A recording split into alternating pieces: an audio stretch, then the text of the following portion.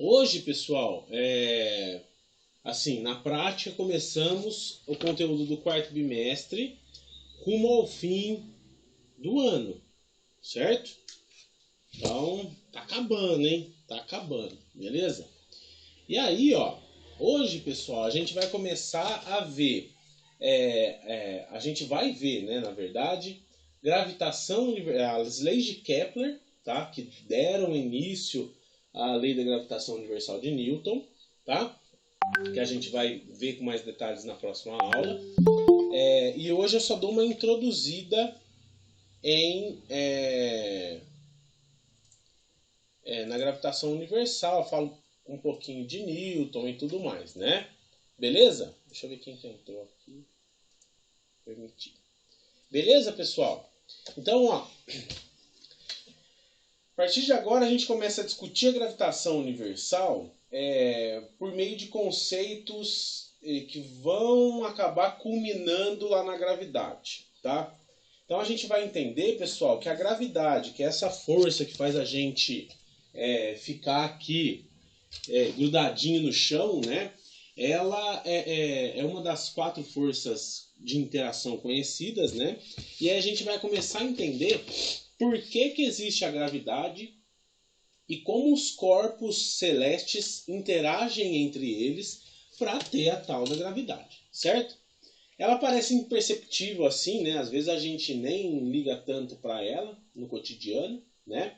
Mas em escala astronômica, né? Eu tô falando assim, em escala do sistema solar e tudo mais, ela acaba sendo fundamental para que tudo fique no lugar que tá?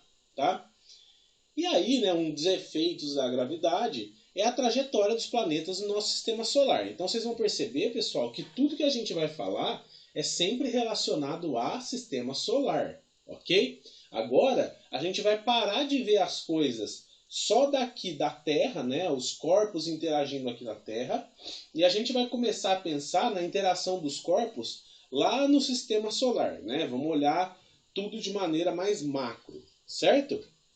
Bom, então o primeiro sistema planetário que foi capaz de explicar e prever o movimento dos corpos celestes com uma precisão razoável foi o sistema geocêntrico, né, proposto pelo Cláudio Ptolomeu, certo? E isso foi lá no século II. Mas percebam, pessoal, que ele era geocêntrico. Geocêntrico por quê? A Terra estava no centro do sistema solar, tá? Bom, como eu falo aqui, né? Ele conseguia explicar e prever o movimento dos corpos celestes com razoável precisão, certo? Então, o que eu quero dizer com isso, né? Que ele conseguia prever o movimento dos corpos celestes. Eles conseguiam prever quando que ia chegar a primavera, quando ia ter o verão, quando ia fazer mais frio, quando ia fazer mais calor, inverno, outono, coisas do tipo, tá? Entendendo o movimento lunar, observando os outros planetas ao seu redor, tá? Foi desse jeito que eles conseguiram imaginar as coisas, né? Naquela época, nesse sistema geocêntrico, certo? E de acordo com esse sistema aí, a Terra ocupava o centro do universo, né? Eles pensavam o centro do universo, e em torno dela ia se movimentar a Lua, Mercúrio, Vênus, o Sol, Marte, Júpiter e Saturno nessa ordem, ok? E as órbitas de Lua e Sol são circulares, né, no sistema geocêntrico, enquanto que os planetas possuem órbitas mais complexas, descrevendo pequenos círculos denominados epiciclos, certo? Isso daqui, pessoal, era uma coisa bem aproximada, era o que eles achavam que poderia acontecer, tá? Então, a Terra no meio, né, no centro do universo, Lua, Mercúrio, Vênus, o Sol, né, Marte, Júpiter e Saturno. Ok? Bom, a gente já sabe que não era assim, né? E aí a Terra ficava paradinha, enquanto os outros planetas iam, dentro desse círculo aqui, iam fazendo um movimento espiral. Ok? Mais ou menos com o que acontece entre a Lua e a Terra hoje, tá? Eles começaram a entender isso naquela época. Se a gente olhar a trajetória de Terra com Lua, É isso aqui que vai acontecer, né? Porque a Lua vai orbitar a Terra, enquanto a Terra está orbitando o Sol que está aqui no meio, certo?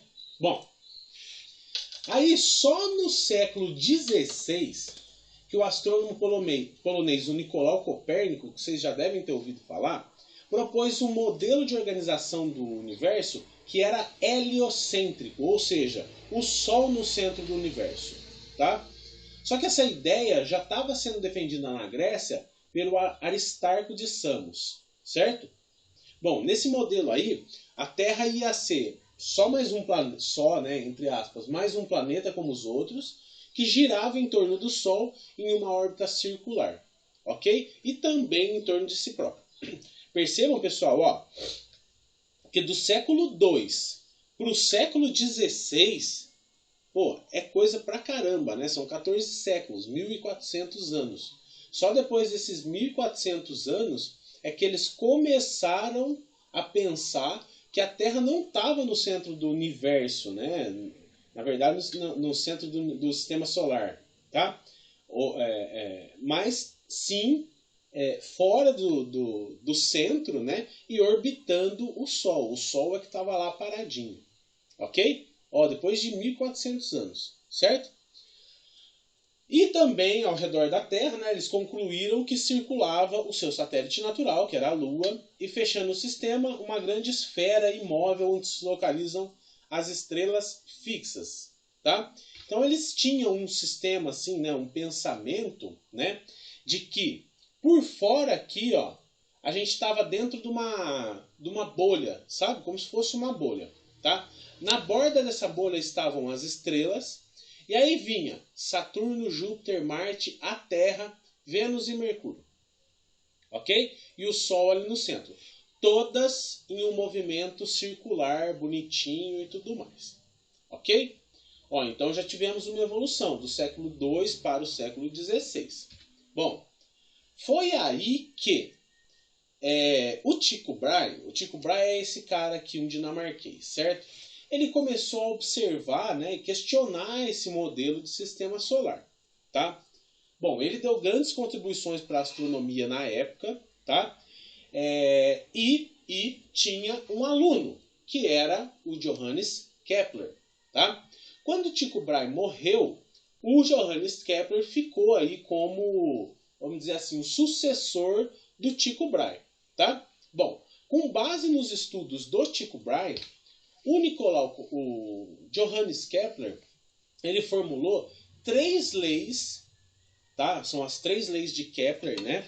Para falar e descrever com maior precisão o que acontecia aí no movimento dos corpos celestes. Beleza? A primeira lei, pessoal, agora vocês comecem a guardar, hein? Que isso daqui já é importante. A primeira lei de Kepler é a lei das órbitas, ok?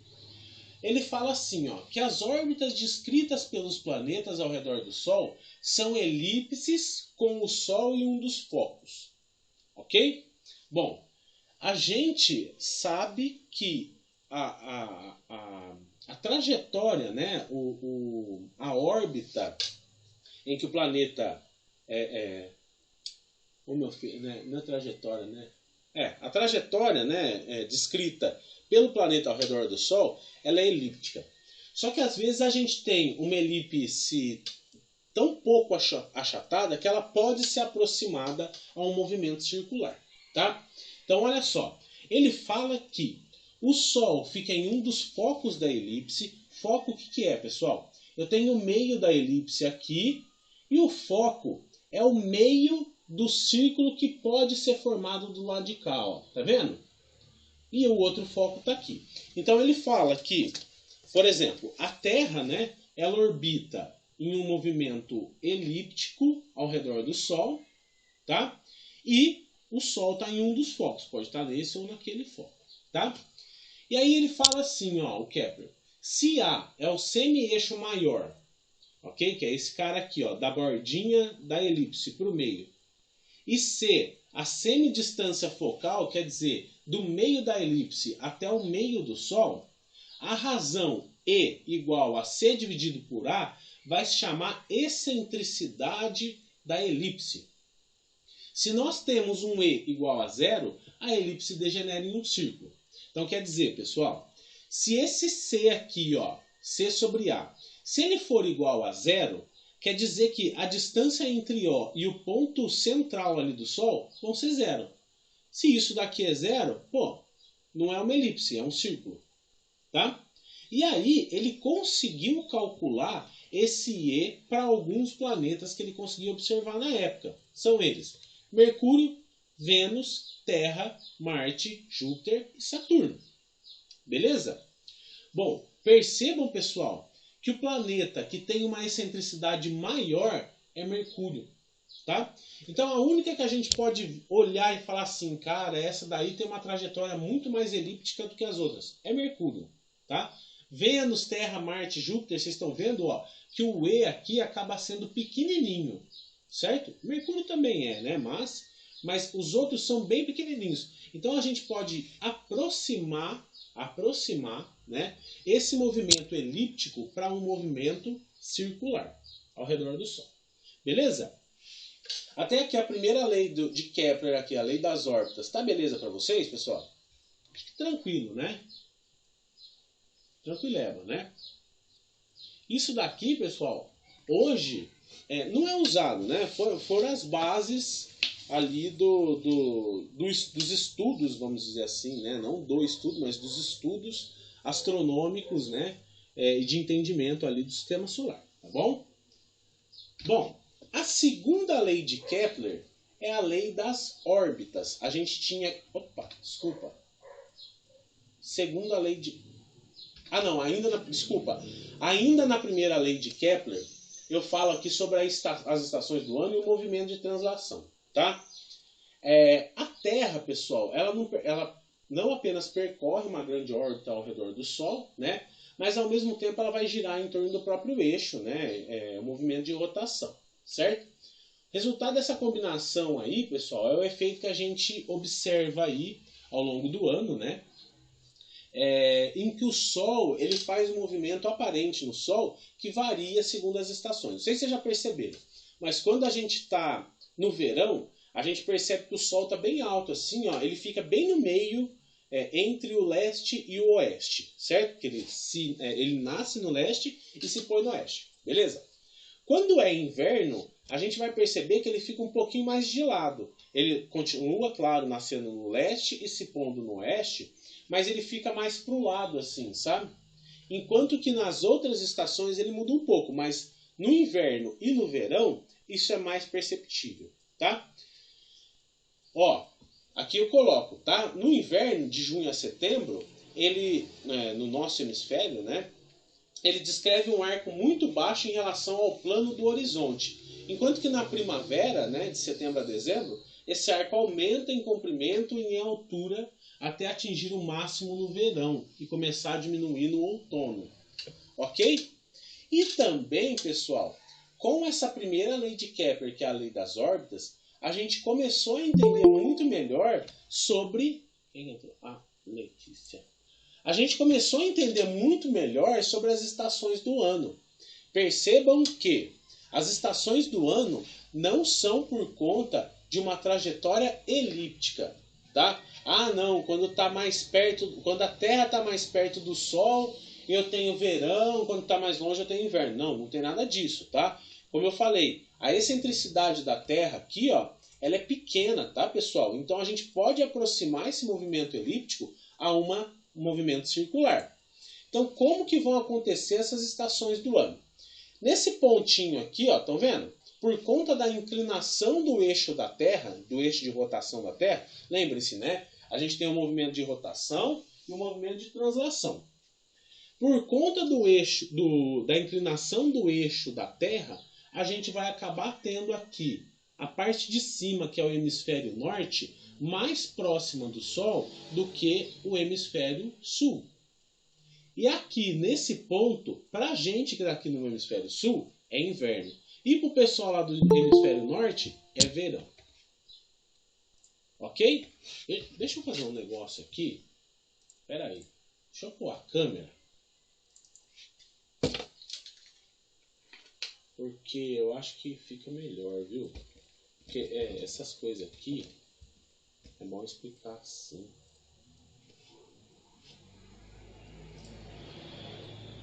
Aí, tô me vendo, bom dia. E aí, deixa eu colocar aqui, aí vocês vão me ver também.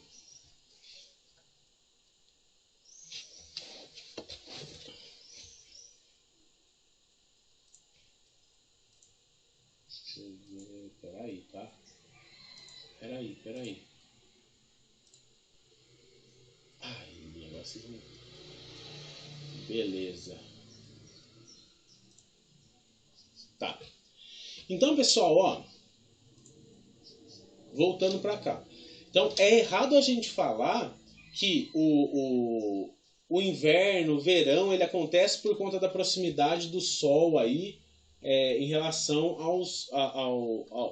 a sua trajetória elíptica, né? E a sua posição em relação ao Sol. Não, é por conta da inclinação do eixo de rotação da Terra, né?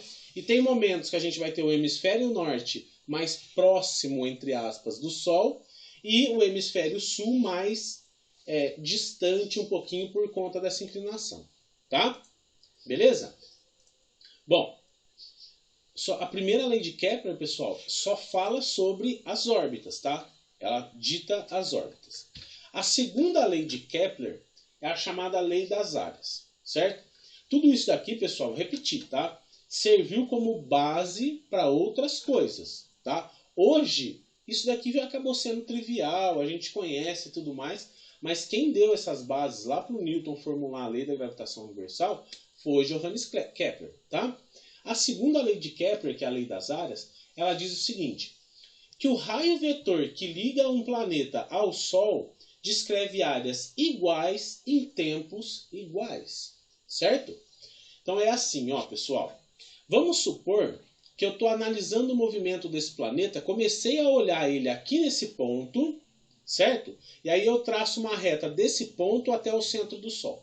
Aí eu fico monitorando esse planeta por esse trechinho de percurso, e aí eu paro de monitorar ele nesse ponto aqui, e traço uma outra reta desse ponto até o meio do Sol. Ok? Bom, essa área que ficou aqui, ó, ela tem a área igual a essa parte aqui, certo? E se a gente parar para reparar, a gente vai perceber que no mesmo tempo ele andou esse percurso e esse percurso que parece que foi maior aqui. E realmente foi, tá, pessoal? O que quer dizer isso? Ó, se eu tenho o mesmo tempo aqui do que aqui, e ele andou uma maior distância desse lado do que nesse, o que vocês acham que pode ter acontecido? Alguém sabe me dizer? Alguém sabe? Vocês estão aí? Aumentou a velocidade dele? Ah, tá. Muito bom. Aumentou a velocidade, né? Porque se a gente tem o mesmo tempo e tá andando... Oh, meu Deus. Para, Alex. Se a gente tem o mesmo tempo, mas andando uma distância maior, é porque aumentou a nossa velocidade. Então, o que Kepler, na época, percebeu? Que quando o planeta, considerando uma trajetória elíptica, tá? Então, pensem que esse planetinha aqui é Mercúrio, que ele tem a trajetória mais elíptica possível, né? Considerando que nós temos uma trajetória elíptica e que o Sol está em um dos focos da elipse aqui, a gente vai perceber que quando o planeta vai chegando mais próximo aqui do Sol, a velocidade dele tende a aumentar. E quando ele está mais distante, a velocidade dele tende a diminuir. Tá? Então, pessoal, essa segunda lei aí, que é a lei das áreas, percebam que deu a possibilidade, né, de entender que havia uma força de atração entre os corpos, né?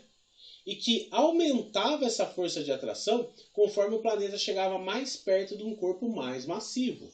Só que na época não se tinha essa percepção, né? A gente tem a lei das áreas de Kepler, certo? Mas só depois que a gente vai perceber por que isso acontecia, certo? Então, desse modo aí, dado um intervalo de tempo t, o planeta descreve uma porção maior da órbita quando está no periélio, que é a posição mais próxima do Sol, do que no afélio, que é a posição mais distante do Sol. Beleza, pessoal? Ficou claro essa parte aí? Sobre a lei das áreas? Tranquilo para todo mundo? Acho que sim, né? Vamos lá. Então vamos continuar, né? Agora, primeira e segunda lei de Kepler, pessoal, são conceituais. A gente usou ao longo da história da humanidade, mas hoje ficou um negócio mais trivial, né? Na época era revolucionário, certo? Agora nós vamos falar da terceira lei de Kepler, que essa é importante e essa embasou muitas outras coisas, muitos outros estudos, e a gente usa até hoje para encontrar a velocidade orbital, tá? Assim, ó, a terceira lei de Kepler é a lei dos períodos, tá? E o que ela diz? Que os quadrados dos períodos de revolução de dois planetas quaisquer estão entre si como os cubos de suas distâncias médias ao Sol. Ficou meio confuso aí? Ó, então, ó, se T1 e T2, a gente considerando aí duas trajetórias, né? Dois tempos de revolução. Se T1 e T2 são períodos de revolução de dois planetas, cujas órbitas têm raios médicos 1 e 2, respectivamente, a terceira lei de Kepler vai afirmar que T1 dividido por T2 ao quadrado é igual a R1 dividido por R2 ao cubo. Certo? Bom, isso ele analisando dois planetas ou dois corpos orbitando ao redor do Sol.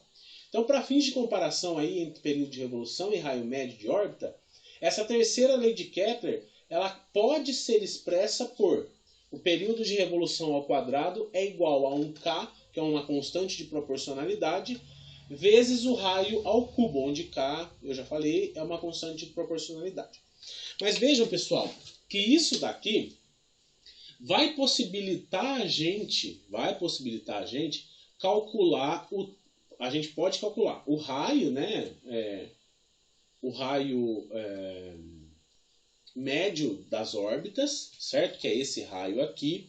E o período de revolução, que é quanto tempo demora para esse cara aqui dar uma volta completa. Vocês lembram desse T aqui, ó, maiúsculo, que a gente usava lá quando a gente estava estudando movimento circular? Lembram dele? A gente estudava movimento circular e eu falava, olha, o T maiúsculo é período. E o inverso dele é a frequência, lembram? É o mesmo cara, tá? Só que aqui a gente está falando de período de revolução e é o período em que o planeta demora para dar uma volta completa ao redor do Sol.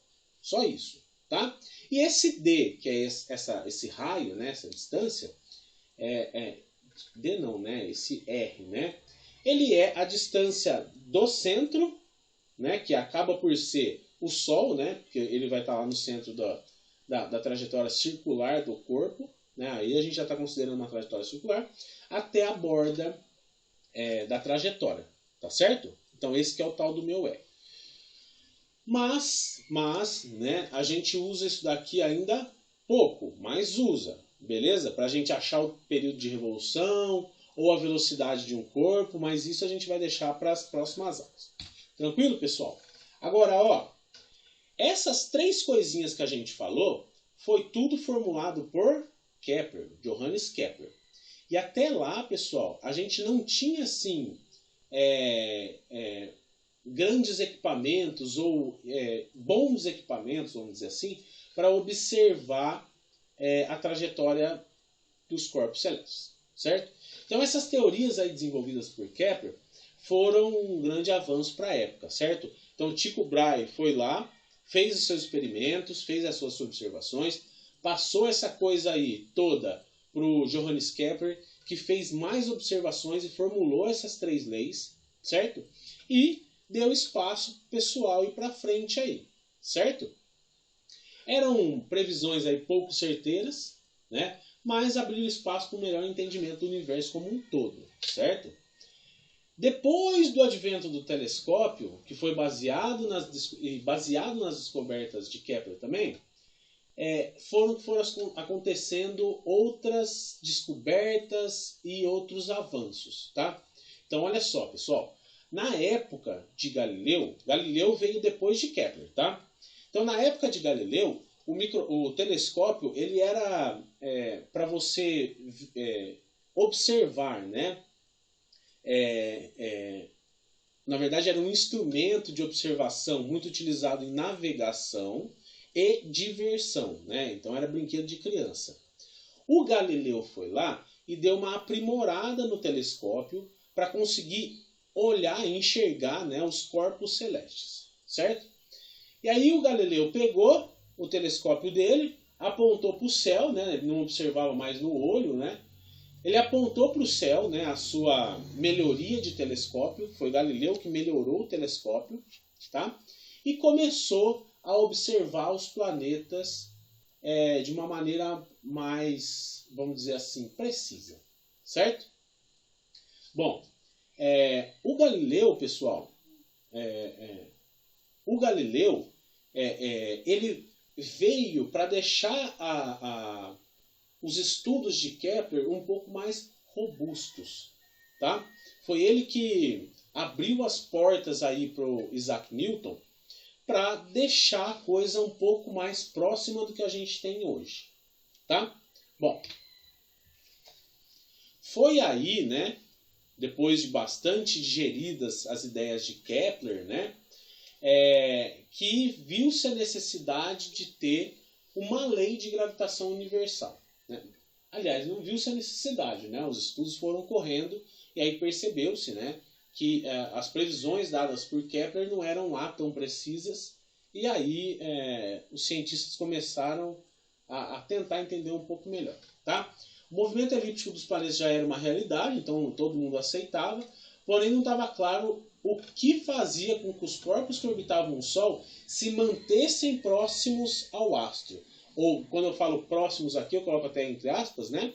Se mantessem numa trajetória circular, né? Sem escapar, tá? Então, conta-se aí que Newton supôs que a atração que a Terra exercia sobre a Lua era a mesma que fazia com que uma maçã caísse da macieira. Por isso que tem a história da maçã caindo na cabeça do Newton lá, tá? Não caiu na cabeça dele, ele observou e falou, olha, alguma coisa está atraindo essa maçã, né? Então, pode ser que a interação entre os corpos celestes seja regida por essa mesma lei que está fazendo com que a maçã caia da macieira para o chão, né? Verdade ou lenda sobre a maçã, né? Não há dúvida de que Newton percebeu que essa lei que descreve a força que a Terra exerce sobre os corpos próximos da sua superfície deveria ser a mesma lei que descreve a força que a Terra exerce sobre a Lua. Ok? E aí eu coloco aqui, pessoal... Nossa, quem está entrando aqui? Maldita maçã. Pois é. E aí eu coloco aqui, pessoal, uma linha de raciocínio para a gente ter muito bem definido essas coisas. Porque eu não vou apresentar para vocês hoje a lei da gravitação universal, tá? Eu vou discutir mais nas próximas aulas, né? Mas depois a gente conversa. Aí eu fiz uma linha de raciocínio aqui para vocês, ó. Primeiro, a gente tem uma lei harmônica de Johannes Kepler, que derivou lá da terceira lei dele, ok? Que é essa daqui, ó. Terceira lei de Kepler, certo? A lei dos períodos, beleza? Depois disso, Galileu fez as suas observações, fez as suas contribuições para a ciência, e aí, a partir disso, né, a partir das melhorias propostas por Galileu, a gente tem a proposição da lei da gravitação universal, que é a famosa Gm maiúsculo, M minúsculo, dividido pela distância ao quadrado, certo? A partir daqui, a gente consegue estipular a aceleração da gravidade por meio do estudo do movimento dos corpos, ok? Então, ó, dá para perceber que Newton, ele não foi direto observar o que acontecia com os corpos celestes. Ele observou o que estava acontecendo na Terra e deduziu que isso poderia ser extrapolado para o sistema solar. E ele estava correto, né? Claro. Beleza? Aí depois, ó, de formulada essa lei da gravitação universal, foi provado o sucesso dessa lei, certo? Ou a eficiência dessa lei, né? Por meio da relação empírica de Kepler. Então a gente acaba por relacionar a terceira lei de Kepler com a lei da gravitação universal, tá? E só depois, um pouquinho mais para frente, a gente consegue comprovar experimentalmente a constante gravitacional. E quem provou isso foi o nosso amigo Henry Cavendish, certo? Bom, mas isso daqui tudo lá no século XVII, tá, pessoal? Beleza? E aí, sim, a gente tem um modelo de sistema solar mais próximo, bem mais próximo do que é hoje, tá? Então, como que o Newton descobriu essa interação entre os corpos? Partindo do modelo de sistema solar proposto por Kepler e melhorado por Galileu, o Newton acabou percebendo que a mesma força que fazia com que os corpos celestes permanecessem em órbita ao redor do Sol era a força com que os corpos terrestres permanecessem colados à superfície da Terra, tá? Quando eu falo colado, né, é porque se a gente soltar alguma coisa, ela vai para o chão e é atraída para o centro da Terra, ok? Então, desse modo, Newton foi capaz de prever os raios das órbitas de diversos astros, né, e explicar, teoricamente, a lei empírica descoberta aí por Johannes Kepler, que relacionava o período orbital ao raio da órbita de dois corpos que se atraem gravitacionalmente, tá? Então, ó, pessoal, vou frisar, hein? Newton começou fazendo estudo dos corpos, tá? Ele foi lá e começou a estudar primeiro movimento uniforme. Por isso que quando a gente vai estudar movimento, a gente começa por movimento retilíneo uniforme, depois a gente extrapola para movimento acelerado, certo? Porque, ele observou, né? Se eu deixar cair um corpo, esse corpo vai ter um movimento acelerado. Então tem alguma aceleração aqui, tá? E aí depois que ele foi puxando o fiozinho e foi descobrindo, né? Então por isso que a gente estuda primeiro o movimento dos corpos e só depois a gente vai para a dinâmica dos corpos para entender a interação entre os corpos celestes e perceber que tudo aí não passou de um estudo preliminar, né, que foi o estudo do movimento dos corpos aqui na Terra, para depois a gente ter o estudo dos corpos celestes. Ok? A ideia de interação de corpos celestes, então, partiu do estudo do movimento dos corpos celestes. Ok? Foi a partir de observações. Newton conseguiu determinar a aceleração imposta pela gravidade da Terra, analisando corpos em queda. Ok? Desse modo, de maneira empírica, né? Empírica é por meio de observação, tá, pessoal? Ele conseguiu calcular a constante de gravitação universal, que a gente vai falar com mais detalhes na próxima aula, tá? Que é o tal do 6,67 vezes 10 a menos 11. Ok? E também conseguimos, a partir disso, calcular a nossa aceleração da gravidade, que eu deixei aqui, mas só para instigar a curiosidade, na próxima aula a gente vê com mais calma. Beleza? Bom, e a maior prova do sucesso da sua então teoria, né, que na época era uma teoria, precisava ser provada, estava na relação empírica proposta por Kepler e no seu entendimento de movimento circular. Então perceba, né, se o corpo celeste descreve uma trajetória circular ao redor do Sol, a gente tem que estudar movimento circular. Por isso também que a gente estuda movimento circular. E por que é movimento circular uniforme? Porque como a gente não tem nada, nenhuma força a mais, né, fazendo esse corpo celeste acelerar, então a gente adota, né, a parte da premissa, na verdade, de que esse movimento é uniforme. Certo? Então olha que interessante, né, pessoal? A primeira lei de Newton, que é lá sobre inércia, que fala pra gente, né, que um corpo em movimento tende a ficar em movimento se não tiver nenhuma força contrária a isso, e isso define um movimento uniforme ou não, já foi usado aqui. Por isso que as três leis de Newton, elas acabam se complementando tanto, né, e dão abertura para as outras coisinhas que a gente está vendo dentro da mecânica, certo? Porque, o cara observando, ele percebeu que tudo acabava sendo ligado e formulou essas três leis, né? Então, por meio do equacionamento para determinação da força centrípeta, né, que é parte dos estudos lá de movimento circular, o Newton comprovou que suas decisões tinham relação com as de Kepler, ok? Mais uma vez, depois eu vou falar disso daqui com mais calma, né? Mas adotando, né, considerando que a força da gravidade era igual à força centrípeta, ele faz essa relação que está aqui na tela, tá vendo? E aí a gente acaba por ter que o período de revolução ao quadrado dividido pela distância orbital ao cubo é igual a 4π ao quadrado dividido pela constante gravitacional vezes a massa desse corpo celeste. Beleza? E aí vocês podem falar assim, pô, mas esse G aí, tudo bem. O Newton foi lá e ele deduziu empiricamente. Né?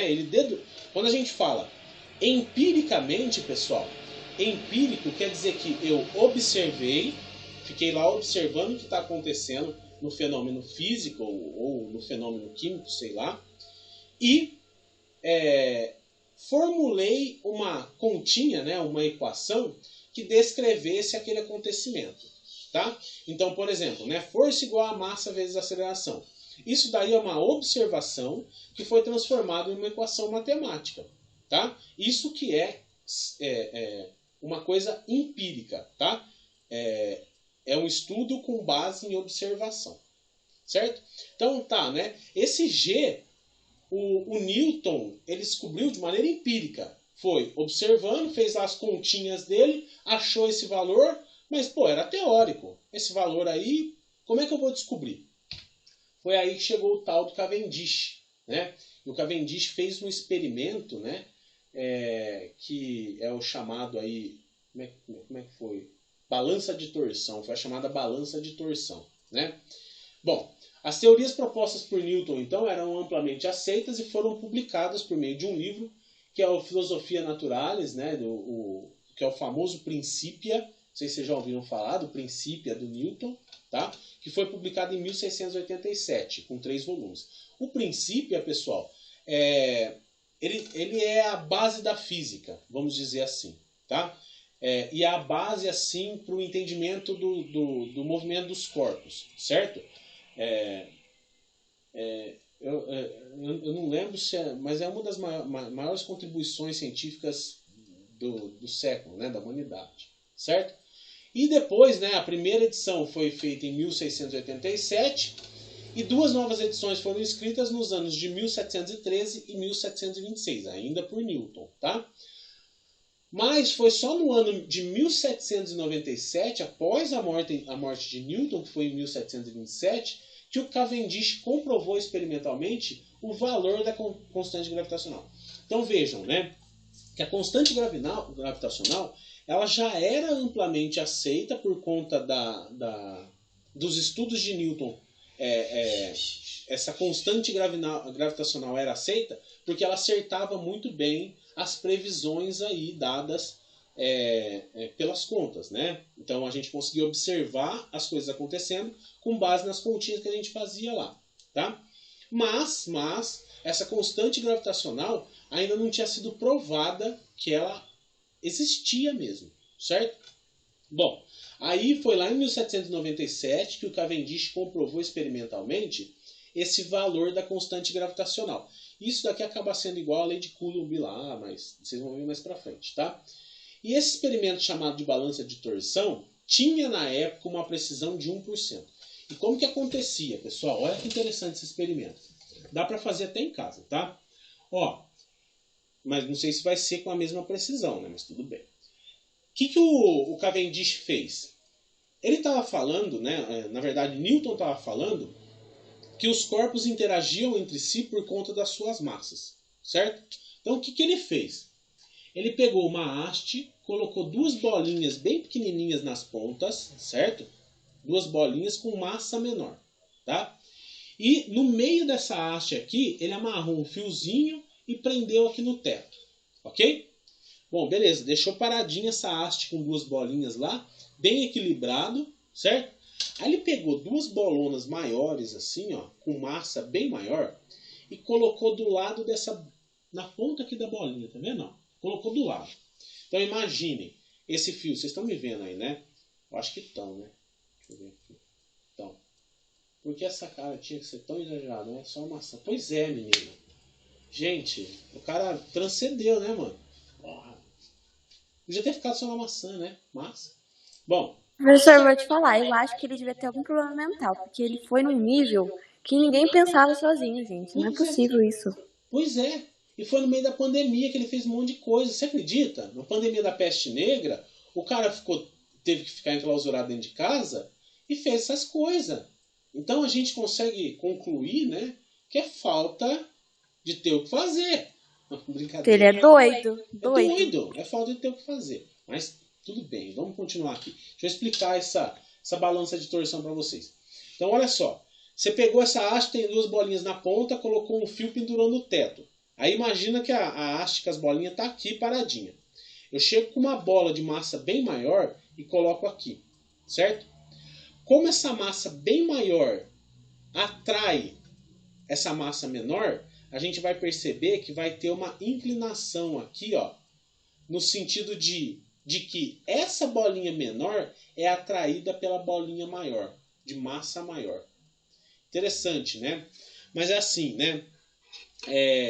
A gente consegue ver pouco essa interação porque a gente tem um cara muito maior e muito mais massivo no meio do caminho, né? Que é a Terra.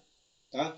A Terra está atraindo muito mais essas duas bolinhas do que as duas aqui se atraindo entre si.